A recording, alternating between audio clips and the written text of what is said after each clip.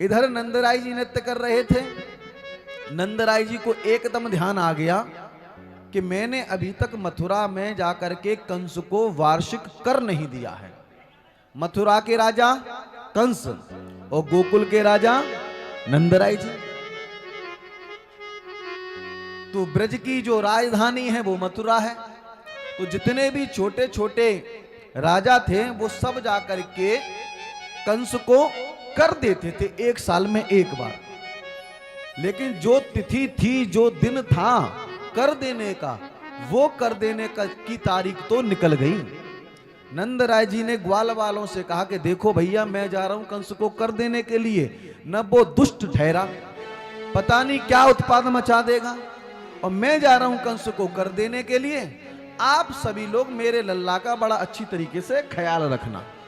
बोले हाँ हाँ ठीक है बाबा, तुम जाओ, हम तेरे लल्ला को, छोरा को बहुत अच्छी तरीके से ध्यान रखेंगे। बोले ठीक है तो जाओ। नंदः कंसस्य वार्षिक्यम करम दातु कुरद्वहम गोपान गोकुल रक्षायाम निरूप्य मथुराम गतः। नंदः कंसस्य वार्षिक्यम करम दातु कुरुद्वहम। हे राजन, कुरुद्वहम, कुरुद्वहम क्यों कहा गया? क्योंकि ये कुरुवंश के हैं राजा परीक्षित। नंदराय जी मथुरा में कंस को वार्षिक कर देने के लिए पहुंच गए। बोलो राधे राधे। ध्यान से सुने कथा को। और इधर कंस बड़ा परेशान है, क्योंकि आकाशवाणी ने कल ये कह दिया था कि हे कंस, तू मुझे क्या मारेगा, तेरा मारने वाला तो ब्रज में पैदा हो गया है। कंस बड़ा परेशान। कंस ने उसी समय रात्रि काल में ही आपातकालीन बैठक बुला ली, और उस आपातकालीन बैठक में अघासुर, बकासुर, धैनकासुर, तृणावर, सक्टासुर, और यहां तक कि उसी आपातकालीन बैठक में पूतना मौसी भी बैठी थी। बोलो राधे राधे। कंस ने कहा कि मेरा मारने वाला ब्रज में पैदा हो गया है, उसको ढूंढ करके मारेगा कौन? सो सभी दैत्यों ने हाथ उड़ा दिए कि हम मारेंगे, हम मारेंगे, हम मारेंगे। कंस ने कहा कि तुम्हारा विकराल मुंह है, बड़े बड़े दांत, काला काला मुंह, लाल लाल आंखें, इन्हें देखते ही महाराज तुम्हें कोई प्रवेश नहीं करने देगा घर में। तो उसी सभा में बैठी थी पूतना।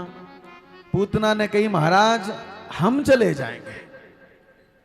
अच्छा तुम चली जाओगी? बोले ठीक है, कैसे जाऊंगी? तो इस पूतना ने सब कुछ बता दिया कि तेरा काला काला चेहरा को देख करके सब लोग डर जाएंगे। बोले चिंता ना करो, मैं साड़ी पहन के जाऊंगी और घूंघट मार लूंगी। बोलो राधे राधे। हाँ, और जैसे ही घूंघट मारूंगी तो जो दोष है चेहरे का वो ढक जाएगा। घूंघट में बड़े बड़े कांड हो जाते। बोलो महाराज राधे राधे। हाँ, सास बहू है घरे सोने न दे, और मालम चल रही, पदम नगर में कथा चल रही है। वो कहे अपनी सास से हम तो जा रहे कथा सुनबे। बोले ठीक है जाओ, कथा सुन के ही हो। सो बहू पांडाल में आके ऐसी जगह देखेगी कि महाराज जहां खम्मा लगो हुए। बोलो राधे राधे। हाँ, माँ आकर के बैठ के और महाराज घूंघट लगा लेगी। कथा शुरू हुई और बाकी 4 घंटे कथा, तो बाकी 4 घंटे खर्राटे भरेंगे। बोलो राधे राधे। हाँ, आराम से ऐसी नींद आती है कथा में कि महाराज डबल बेड पे नहीं आगी। बोलो राधे राधे। हाँ, उन्होंने कहा तू चली जाओगी? बोले हाँ चले जाएंगे। इधर नंदराय जी आए और इधर कंस ने पूतना को भेज दिया कि जाओ। जैसे ही नंदराय जी आए, अहो कर दिया, और कर दे करके नंदराय जी लौट रहे थे। तो जैसे ही कर दे करके नंदराय जी लौटे तो उनकी भेंट वसुदेव जी से हो गई। दोनों ने एक दूसरे की कुशल क्षेम को पूछा। नंदराय जी ने कहा कि भैया मित्र, हमें पता चला है कि तेरे यहां पर 6 पुत्र हुए थे और इस दुष्ट कंस ने तेरे उन पुत्रों को मार दिया था। वसुदेव जी ने कहा कि हाँ बाबा, जो होना था सो वो हो गया, लेकिन चिंता किस बात की? हमने सुना है कि तुम्हारे यहां भी कोई पुत्र हो गया है। तो वसुदेव जी जानते थे ये पुत्र हमारा ही है। बोले हाँ हाँ हाँ। बोले तो तुमने अपने पुत्र के बारे में हमें नहीं बताया? बोले हमने इसलिए नहीं बताया कि तेरे 6 पुत्र हो गए, तुझे बड़ा दुख है। मैं अगर अपने पुत्र के बारे में बताऊंगा तो तुझे और दुख हो जाएगा, इसलिए मैंने नहीं बताया। अहो ते देवकी पुत्रा कंसेन बहवो हता, एका विशिष्ट वर्जा कन्या साप दिवम गता। हमने सुना है 6 पुत्र हुए थे, उनको मार दिया, बाद में एक कन्या भी हुई थी और उस दुष्ट कंस ने उस कन्या को भी मार दिया। वो निर्दयी है। दोनों एक दूसरे की कुशल क्षेम पूछ रहे हैं और मित्र वही है होता है जो अपने मित्र को महाराज पर्वत की समान समझे। निज दुख गिरी सम रज कर जाना, मित्र है दुख रजु मेरु समाना। जैन मित्र दुख होय दुखारी, तिन्हि बिलोकत पातक भारी। मित्र के दुख को मेरु के समान, पहाड़ के समान समझना चाहिए। वार्तालाप हो रही है। वसुदेव जी ने कहा नंदराय जी से कि भैया मुझे लगता है कि तुम्हारे गोकुल में कुछ उत्पाद होने वाला है। नेहम स्तेह बहुतिथम संद्युपाताश गोकुले, हमें लगता है कि तुम्हारे गोकुल में कुछ उत्पाद होने वाला है, इसलिए तुम जल्दी से गोकुल में जाओ। और नंदराय जी जानते थे कि मेरा जो मित्र वसुदेव है ये ज्योतिष विद्या का जानकार है महाराज, कभी झूठ नहीं ये बोलता। और जब ये झूठ नहीं बोलता है तो आज निश्चित ही गोकुल में कोई उत्पाद होगा। चले नंदराय जी वहां से, और जैसे ही नंदराय जी जा रहे हैं तो जाप करते जा रहे हैं। नंदः पति वचर सौरे बसे विचिंतयन, हरिम जगाम शरणम मुत्पातांग शंकिता।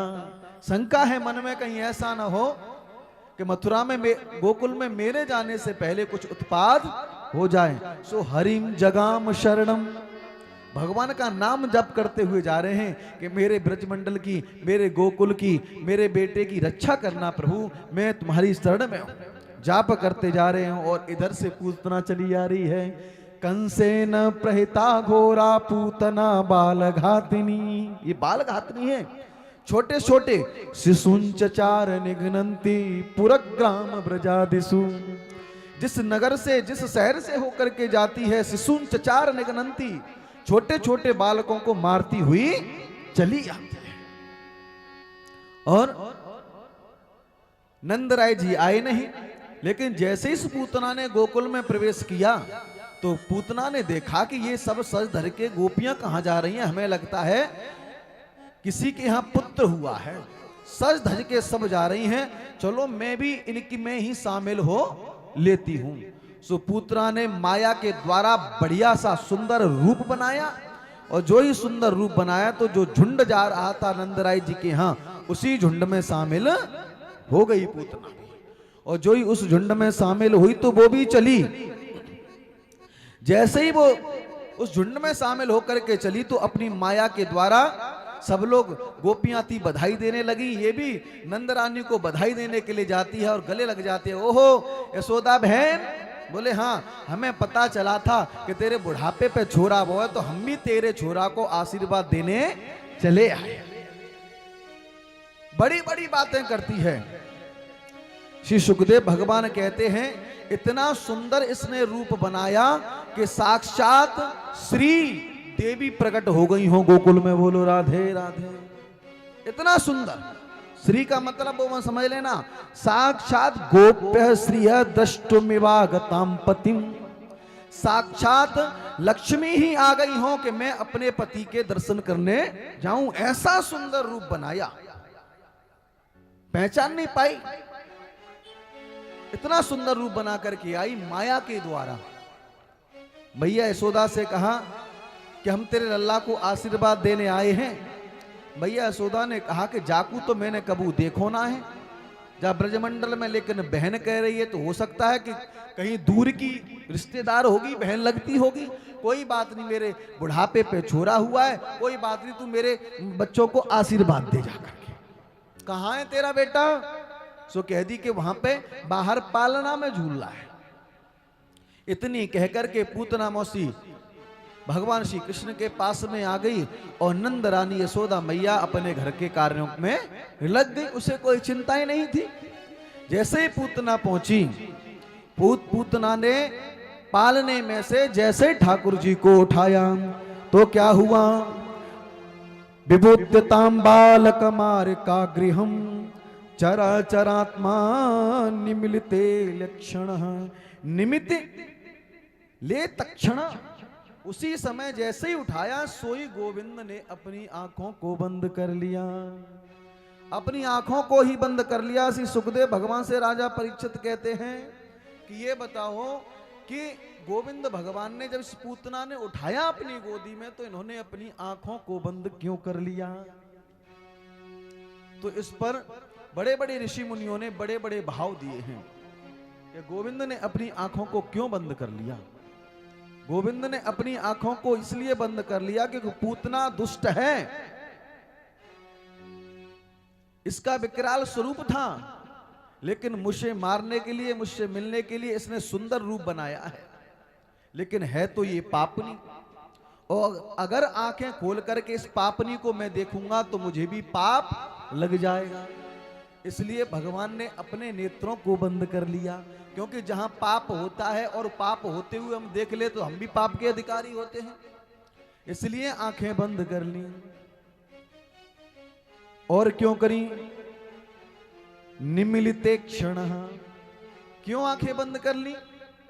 इसलिए आंखें बंद कर ली कि भगवान की एक आंख है सूर्यलोक, एक आंख है चंद्रलोक। सूर्य चंद्रमा ये सोचना चाहते हैं कि भगवान के हाथों से ये मारी जाएगी तो इसे परम गति मिलेगी, तो कहीं ऐसा न हो ये हमारे ही लोक में भगवान इसे भेज दें। इसलिए आंखें बंद कर ली कि सूर्य ने और चंद्रमा ने अपने लोक के दरवाजों को ही बंद कर लिया कि हम तुझे अपने लोक में प्रवेश नहीं करने देंगे। अथवा भगवान ने अपनी आंखों को बंद क्यों किया? भगवान ने अपनी आंखों को बंद करके भगवान शंकर का ध्यान किया और भगवान शंकर से कहा कि प्रभु, बोले हाँ, ब्रज में हमारा जन्म हुआ है दूध दही माखन मिश्री खाने के लिए, और पूतना मौसी सबसे पहले हमें कालकूट विष पिलाने आ गई है, मारने के लिए आ गई है। और विष पीने की आदत हमारी नहीं है, विष पीने की आदत है तुम्हारी। तो आओ और मेरे कंठ में विराजमान हो जाओ, दुग्ध पान मैं कर लूंगा और जहर जहर आप पी लेना। बोल वृंदावन भाई लाल की जय। अथवा पूतना ने अपनी आंखों को बंद क्यों किया? भगवान ने अपनी आंखों को बंद क्यों किया? भगवान ने अपनी आंखों को इसलिए बंद किया, भगवान ने सोचा कि ये पूतना मुझे स्तनपान करा के मारने के लिए तो आई है, लेकिन स्तनों पर कालकूट विष लगा करके आई है, लेकिन यह वही काम करेगी जो मेरी माता करती है। इसलिए भगवान आंखें बंद करके सोच रहे हैं कि इसको कौन सी गति प्रदान मैं करूं। अथवा भगवान अपनी आंखों को बंद क्यों कर रहे हैं?